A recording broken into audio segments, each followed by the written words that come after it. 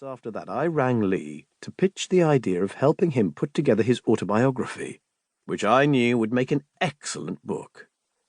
He said yes, and that was the start of my magical madness mystery tour with Lee Kix Thompson, as we went through the process of writing his book.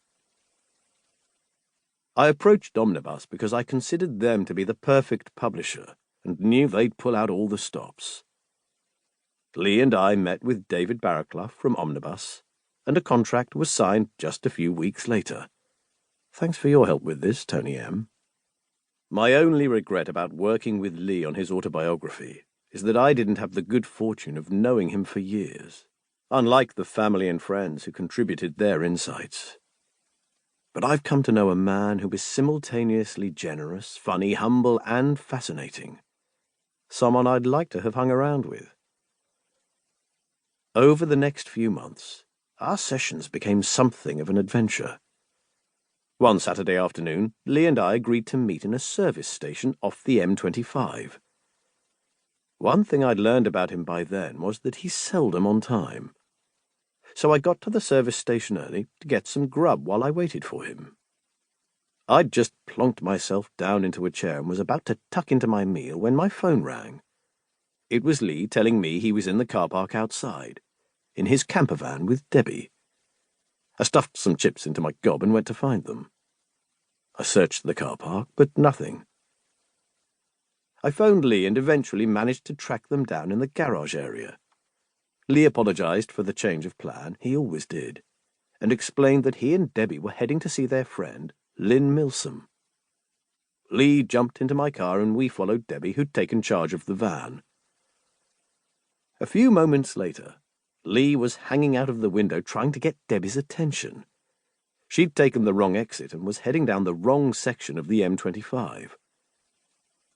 Eventually, I did end up drinking tea in Lynn's front room, while Lee sat there in a 1960s police helmet, which he'd discovered in her home. He and I would often meet somewhere in London.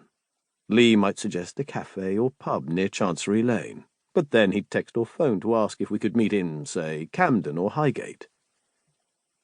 I'm not overly familiar with North London, so I always wondered if he did this just to keep me on my toes. I enjoyed hearing his stories about his friends, his family, the music he loved, the various fashions he'd adopted, his time in approved school. I discovered there is much more to Lee Thompson than initially meets the eye. So much more to the man that so many of us saw pranking about on top of the pops in a fez. During one of our book sessions, I passed him a ticket for a Billy Cobham gig at Ronnie Scott's. It was for that night, but something had come up and I needed to get back home to Kent. I was pleased that the ticket wasn't going to be wasted. But the following day I received a phone call from some woman at Ronnie's. She wanted payment for an unsettled drinks bill. I was confused, so I rang Lee. He told me he'd found a table and ordered some drinks, but another fella came and sat beside him who was quite annoying, so Lee decided to leave the club. He told me he'd go back to Ronnie's and settle the bill. I don't know if he ever did. I don't know if I'm currently blacklisted from the club either. Lee was always inviting me to madness gigs, and I took him up on his offer several times.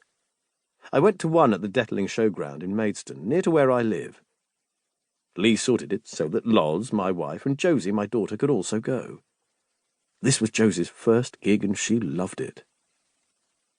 Lee arranged for us to see Madness again a few months later. Josie and I travelled with him and his son daily to the venue in Thetford Forest, East Anglia. It was a hot, sunny Saturday during the 2018 World Cup, and England were playing. 2 hours before Lee was due to perform in front of 5,000 people, we were stood in a country beer garden watching the first half of the game. During half-time, we jumped back in our cars and raced off to the venue, where we watched the second half of the game backstage with other members of Madness and the crew. Josie and I watched Madness play their gig whilst dancing at the side of the stage. Wow, what a view! What an experience! It was a special day that my daughter and I will never forget. Thank you, Lee. Thank you, Madness.